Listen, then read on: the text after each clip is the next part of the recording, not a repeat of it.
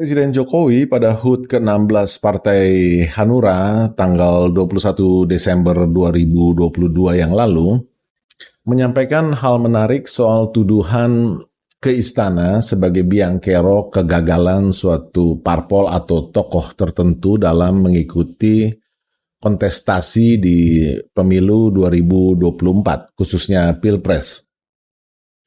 Dalam hitungan hari, pemilu 2024 tersisa 406 hari lagi dari tanggal video ini dibuat.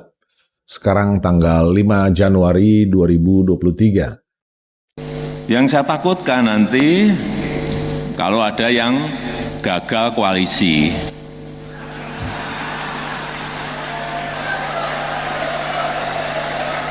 Gagal koalisi nanti yang dituduh istana lagi, ini istana. Ya padahal kita itu kan nggak ngerti koalisi antar partai, antar ketua partai yang ketemu. Tapi yang paling enak itu memang mengkambing hitamkan, menuduh presiden, istana, Jokowi paling enak itu. Paling mudah dan paling enak.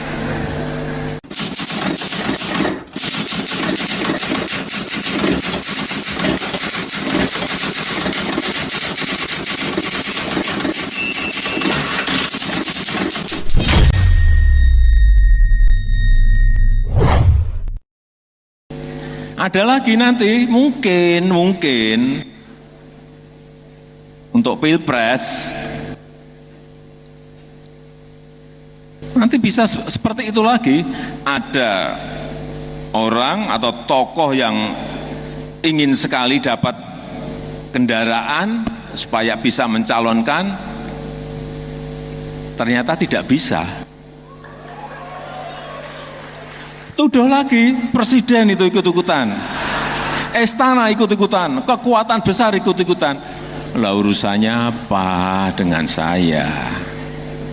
Ada dua hal spesifik yang disampaikan Presiden Jokowi, yaitu soal gagal koalisi dan gagal nyapres. Ini menarik untuk dibahas sebab pada kenyataannya kedua hal ini adalah satu tarikan nafas sehubungan dengan amanat Undang-Undang Nomor 7 Tahun 2017 tentang Pemilu. Pada pasal 221, saya ingin Anda mengingat-ingat 3 kata yang digarisbawahi merah. 1 paslon, 1 parpol, atau gabungan parpol. Nah, ambang batas atau threshold-nya ini diistilahkan dengan presidential threshold. Soal kualifikasi parpol yang diberi amanat untuk mencalonkan paslon presiden atau wapres dan wapres ada pada pasal 222, yaitu sedikitnya punya 20% kursi di DPR, baik secara sendirian satu parpol atau secara gabungan parpol, yang bila secara sendirian kurang dari syarat 20% kursi di DPR.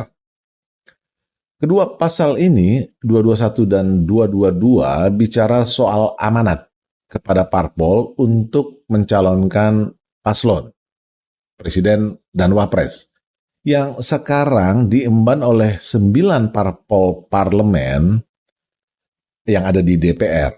Kata amanat ini punya dua sisi. Satu sisi menimbulkan hak untuk mencalonkan satu paslon, di sisi lain menimbulkan kewajiban yang bila tidak dipenuhi, ada konsekuensinya bagi parpol terkait.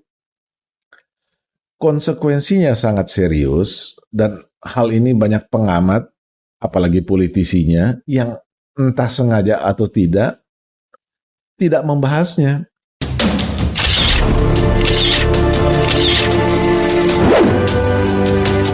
Dari mana kita tahu bahwa ke-9 parpol di parlemen saat ini, baik secara sendirian maupun secara gabungan, wajib mengajukan satu paslon presiden dan wapres?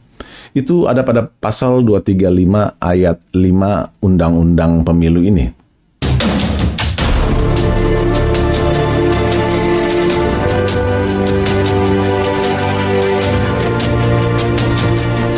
Kata yang memenuhi syarat di sini artinya mereka yang memiliki hak presidential threshold, baik secara sendirian maupun secara gabungan. Kita tahu satu-satunya parpol yang memenuhi PT 20% kursi di DPR itu hanya PDIP. Dalam hal ini PDIP bisa sendirian, bisa juga secara gabungan. Sedangkan parpol lainnya tidak ada yang memenuhi syarat minimal 20% PT, sehingga sebagaimana diminta oleh UU ini, mereka wajib bergabung dengan parpol lainnya untuk bisa memenuhi ambang batas yang diminta.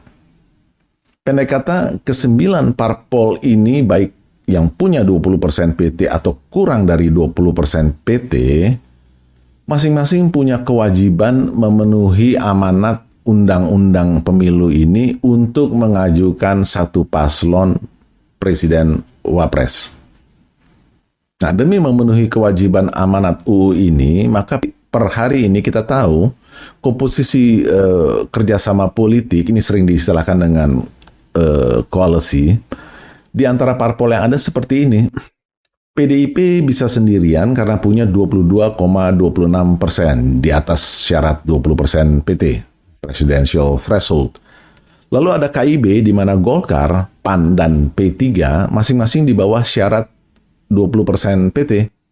Maka bergabung sehingga totalnya mencukupi yaitu 25,74%. Ada juga KIR, Koalisi Indonesia Raya, di mana Gerindra dan PKB juga masing-masing tidak cukup syarat PT-nya, maka bergabung sehingga punya 23,65% total suara. Logika yang sama juga berlaku di Koalisi Perubahan, KP. Bila berkoalisi untuk mengajukan satu paslon tidak mereka lakukan, sanksinya mengerikan. Pasal 235 ayat 5 ini menjelaskan aspek sanksi ini, yaitu tidak dapat mengikuti pemilu berikutnya, artinya pemilu 2029. Sedangkan definisi pemilu menurut undang-undang ini adalah seperti yang Anda baca di layar.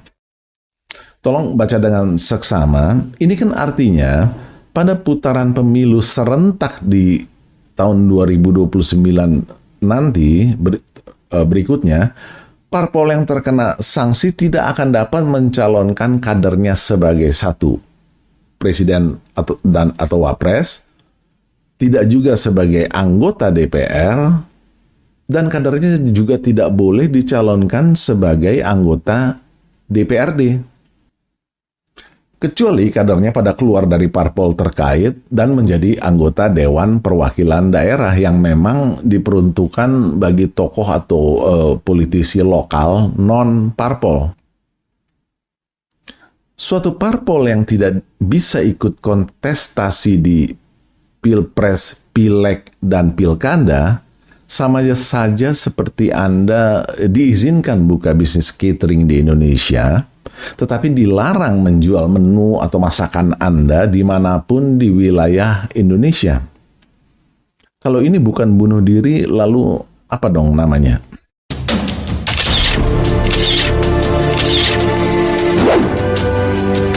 Nah, dengan amanat UU Pemilu yang menimbulkan hak, kewajiban, dan sanksi atas parpol terkait pengajuan paslon ini, mari kita masuk pada kenyataan politik per hari ini. Koalisi Perubahan, ini nama koalisi yang sering disebut-sebut oleh para pihak di Nasdem, Demokrat, dan PKS. Sampai hari ini masih gagal mendeklarasikan koalisi mereka, dan kita tahu ini karena belum ada kesepakatan soal siapa cawapres Anies Baswedan. Pertanyaannya adalah, apa konsekuensinya bila koalisi ini terus saja deadlock soal cawapres Anies ini, dan Nasdem sebagai pemilik Anies Baswedan kekeh menolak kader PD atau PKS sebagai cawapres Anies? Apakah PD dan PKS bisa back out dari KP dan pindah ke koalisi lain? Kemungkinan ini sudah dianalisis oleh Presiden Jokowi. Jangan juga nanti ada partai yang pengennya koalisi dengan sana, nggak bisa masuk ke sana. Ada, nanti pasti ada seperti itu. Berdasarkan analisis apa yang diamanatkan oleh UU 7 2017 tentang pemilu, assessment intelligence saya justru melihat tapi tidak akan bubar karena PD dan PKS memiliki opsi terbatas dalam menentukan dengan siapa mereka bisa berkoalisi. Saya akan jelaskan sebentar lagi soal ini.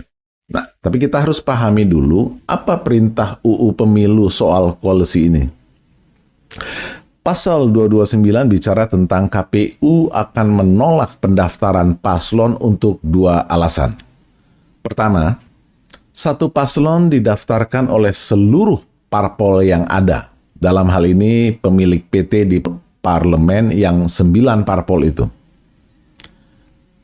Kedua, satu paslon didaftarkan oleh gabungan parpol yang mengakibatkan gabungan parpol peserta pemilu lainnya tidak dapat mendaftarkan paslon. Nah, poin B ini yang perlu kehati-hatian untuk memaknainya. Perhatikan, kalimatnya bukan tidak dapat mendaftarkan paslon mereka, tetapi hanya tidak dapat mendaftarkan paslon. Ini dua hal yang berbeda. Jadi, paslonnya siapa yang tidak dapat didaftarkan? Mari kita lanjut dulu.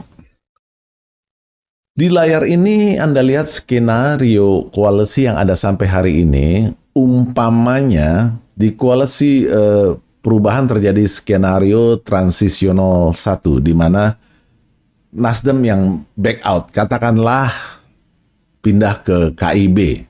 Sekali lagi ini hanya perumpamaan ya. Maka dengan demikian PT-nya menjadi di bawah 20%. Atau terjadi skenario transisional 2 di mana PKS yang back out pindah ke KIR. Dengan demikian PT-nya juga di bawah 20%. Dalam kedua skenario transisional ini, KP atau koalisi perubahan menjadi tidak bisa mengajukan satu paslon mereka sebagaimana diamanatkan oleh Undang-Undang Pemilu. Oleh karena total PT-nya di bawah 20%. Bila hal ini terjadi, apa yang secara konstitusional akan terjadi? Saya sederhanakan penjelasannya menjadi demikian. Umpamanya Nasdem mencapreskan A, PD mencawapreskan B, dan PKS mencawapreskan C, dan tidak ada kesepakatan. Lalu katakanlah KP bubar. Maka Nasdem, Demokrat, dan PKS wajib bergabung dengan salah satu koalisi lain, entah KIB atau KIR. Bila tidak bersedia, dikenakan sanksi tidak ikut pemilu 2029. Ini ketentuan pasal 235 ayat 5. Dalam kondisi Nasdem, PD, dan PKS mau menerima paslon Asoy dari KIB atau paslon Geboy dari KIR sebagai syarat bergabung, maka KIB dan KIR wajib menerima ketiga pengungsi KP ini. Bila dalam kondisi ini pengungsian parpol KP ditolak, maka pendaftaran paslon KIB dan KIR juga akan ditolak oleh KPU. Ini ketentuan pasal 229 ayat 2B.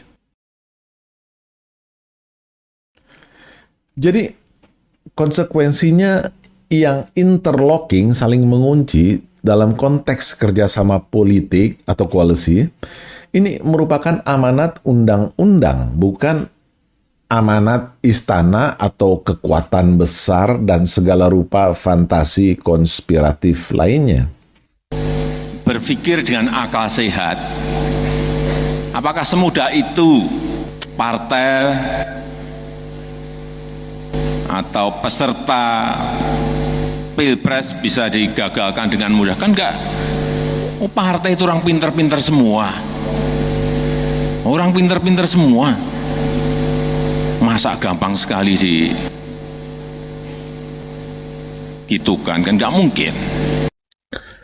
Mengapa PDIP tidak wajib menerima pengungsi KP? Dan karena itu pendaftaran paslonnya akan diterima oleh KPU.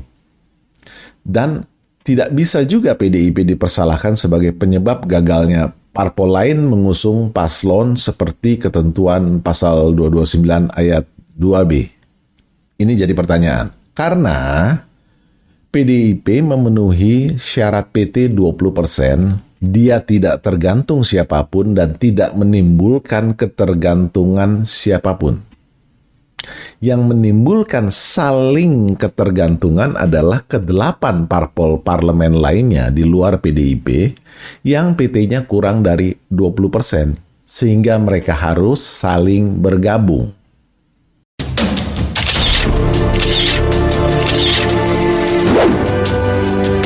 Apakah ini artinya PDIP tidak akan berkoalisi dengan parpol lain? Justru PDIP sangat berkepentingan untuk berkoalisi. Bahkan koalisi itu harus sedemikian kuat sehingga Pilpres bisa dilakukan dengan satu putaran.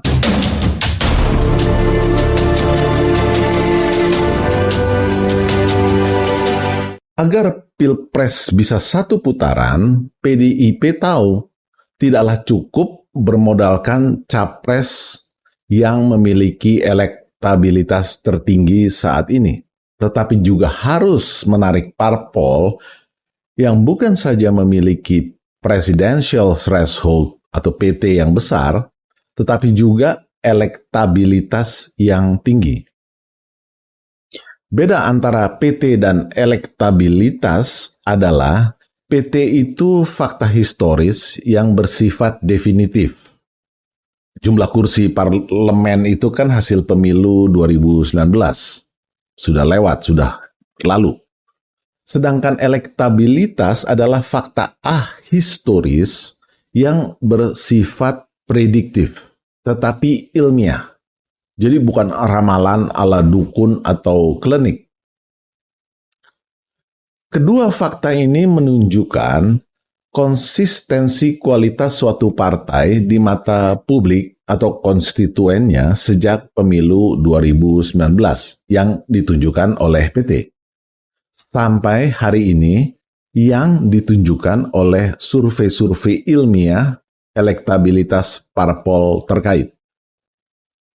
Nah, safari politik yang dilakukan oleh Puan Maharani dalam etape 1 tahun 2022 lalu menunjukkan mana saja parpol prioritas di mata PDIP. Kita tahu etape 1 safari politik Puan ini menjangkau Nasdem, Gerindra, PKB, dan Golkar. Dan hari ini kita juga tahu Nasdem sudah mengambil sikap dan jalannya sendiri. Etape kedua di tahun 2023 ini akan dimulai dengan pertemuan PDIP-PAN, mungkin minggu depan. Dan kita lihat saja nanti pola komunikasi Puan selanjutnya. Faktanya per hari ini memang belum ada satupun koalisi sudah definitif mendeklarasikan capresnya. Capres di level parpol dan capres di level koalisi itu dua hal yang berbeda. Anies Baswedan itu statusnya masih capresnya Nasdem, belum menjadi capresnya Koalisi Perubahan, KP. Oleh karena mekanisme internal di PD, Demokrat, dan PKS, entah bentuknya Munas, Rakornas, mungkin konvensi, belum resmi menyatakan mereka mencalonkan Anies sebagai presiden mereka. Prabowo Subianto statusnya juga masih capres di level Gerindra, belum resmi di level KIR. Mari kita baca seksama poin 4 piagam kerjasama Gerindra PKB. Calon presiden dan wakil presiden yang akan diusung oleh kerjasama politik Partai Gerindra dan PKB akan ditentukan secara bersama-sama. Dan kita tahu sampai hari ini belum ada mekanisme internal di PKB yang menetapkan siapa capres mereka. Hal yang sama juga berlaku bagi Erlangga Hartarto yang disebut-sebut sebagai capresnya Golkar. Di level koalisi KIB juga belum ada deklarasi yang definitif soal ini. Faktanya, per hari ini, semua kotak RI1 dan RI2 di level koalisi masih kosong dengan tanda tanya. Semuanya. Ini fakta. Dan hal ini terjadi karena mereka menunggu manuver PDIP. Sama seperti PDIP, mereka juga tahu bahwa Pilpres 2024 tidaklah cukup bermodalkan capres yang memiliki elektabilitas tinggi saja, tetapi juga harus menarik parpol yang bukan saja memiliki PT besar, tetapi juga elektabilitas tinggi.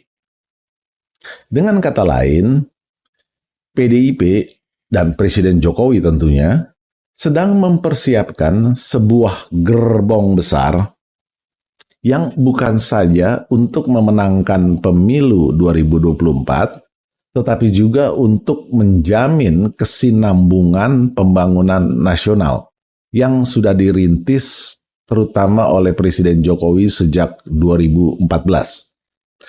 Kata kuncinya, PDIP ingin membentuk winning coalition di pemilu 2024. Dalam bahasa yang lebih ideologis, Sekjen PDIP Hasto Kristianto mengatakan kelanjutan gagasan-gagasan politik sejak kepresidenan Soekarno, lalu Megawati, dan sekarang Jokowi. Kesinambungan pembangunan nasional ini harus dilanjutkan. Mega telah memutuskan untuk rencana mengumumkan calon presiden pada tahun 2023. Bocoran yang kedua, ya itu calon itu yang diputuskan, ya tentu saja yang mampu ya melanjutkan tadi nafas kepemimpinan perjuangan dari Bung Karno, Ibu Mega, dan Pak Jokowi. Dan yang ketiga, bahwa calon tersebut telah dipersiapkan secara matang untuk mampu menjadi seorang pemimpin yang dapat memikul tanggung jawab bagi masa depan. Nah, tentang gerbong besar dalam hubungannya dengan kesinambungan atau keberlanjutan pembangunan nasional, dan karena itu perlu dibentuk winning coalition, ini sudah saya bahas panjang lebar pada video pada link di atas. Atau di deskripsi nanti saya cantumkan. Silakan Anda simak, saya tidak akan membahasnya lagi di sini.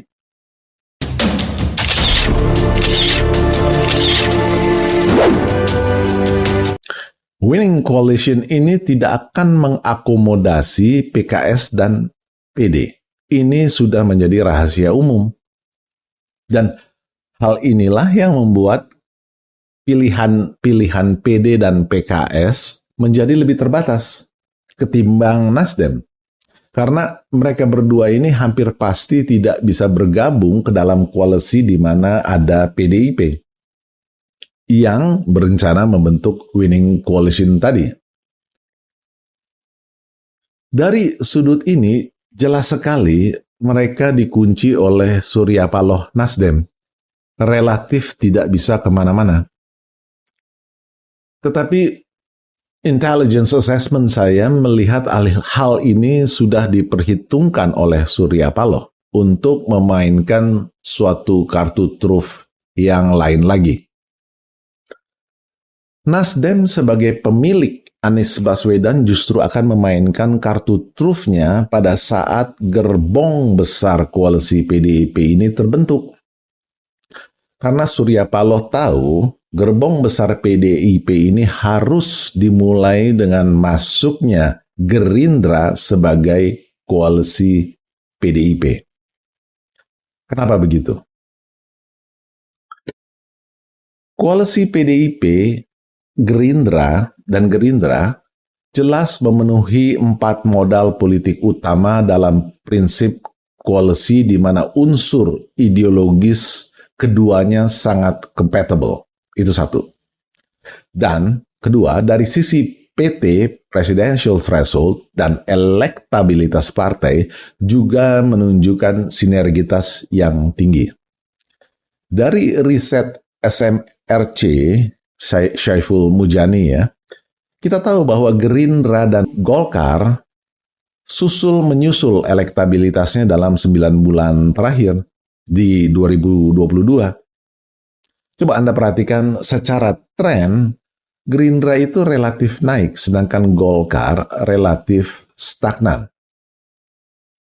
Dan yang terpenting barangkali adalah dari sisi capres dan cawapresnya.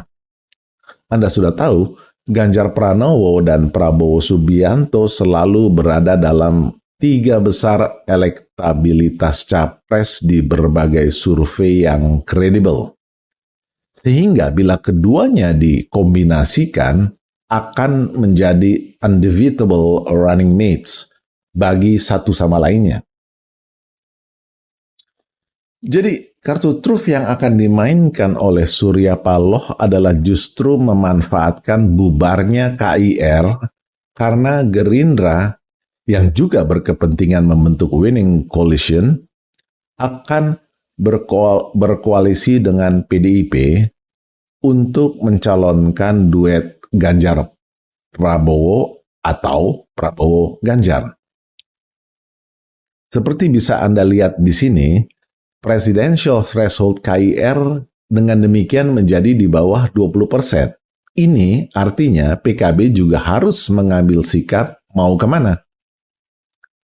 Saya duga PKB yang sejak reformasi 1998 selalu menjadi bagian dari kekuasaan, tidak pernah jadi oposisi, akan tetap committed bersama-sama dengan Gerindra dan karena itu akan bergabung ke koalisi PDIP Gerindra.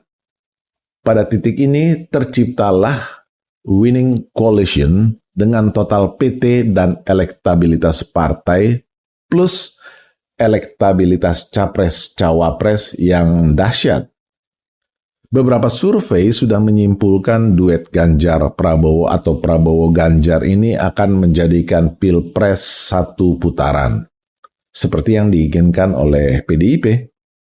Ada satu faktor penting khusus Pilpres 2024 yang tidak boleh diabaikan, yaitu pressure group yang pengaruhnya juga menentukan. Mereka adalah relawan Jokowi yang belakangan ini aktif melakukan musyawarah rakyat atau musra kemana-mana.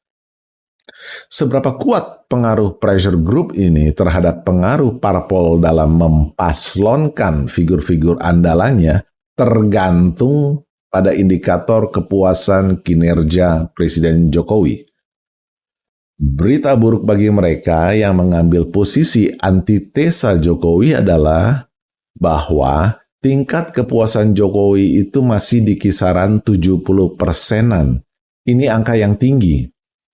Apa yang direkomendasikan oleh Jokowi akan mempengaruhi pikiran dan keputusan publik di Pilpres. Yang belum bisa saya perkirakan adalah apakah Golkar setuju untuk masuk ke dalam winning coalition ini di tahap kedua? Kalau Golkar setuju, maka KIB juga bubar menyusul KIR karena PT-nya jadi di bawah 20%. Maka PAN dan P3 akan harus menentukan mau kemana. Coba Anda renungkan tabel tahap 1B. Di sini bisa kita lihat terang benderang bahwa Golkar akan menjadi penentu apakah Pilpres dilaksanakan satu putaran dengan kontestasi 2 paslon atau tetap dengan 3 paslon. Perhatikan sekali lagi dengan seksama tabel tahap 1B. Dari sejarah kita sudah belajar koalisi itu bukan hanya di tahap pemilu saja, tetapi juga bisa terjadi di tahap pasca pemilu. Masih ingat kan di Pilpres 2014 itu Golkar, PAN, dan P3 bukan pendukung paslon Jokowi JK. Tetapi setelah pemilu selesai, di tahap pasca pemilu, ketika pemerintahan sudah terbentuk, DPR-nya juga sudah terbentuk, melalui berbagai tekanan terhadap proses-proses kerja antara eksekutif dan legislatif, mereka berhasil menekan pemerintahan Jokowi JK dan masuk menjadi koalisi pemerintahan, menjadi bagian dari kekuasaan. Ini fakta sejarah yang tidak bisa dibantah oleh siapapun. Sekali lagi, fokus koalisi itu bukan hanya di tahap pemilu, tetapi juga di tahap pasca pemilu. Ketika modal politik berbagai parpol yang sudah diperoleh, jadi sudah definitif melalui pemilu, cukup untuk dijadikan alat tawar-menawar. Bila kita tidak ingin mengatakannya sebagai alat tekan-menekan. Sampai di sini dulu, kita jumpa lagi di edisi AI berikutnya. Tanah air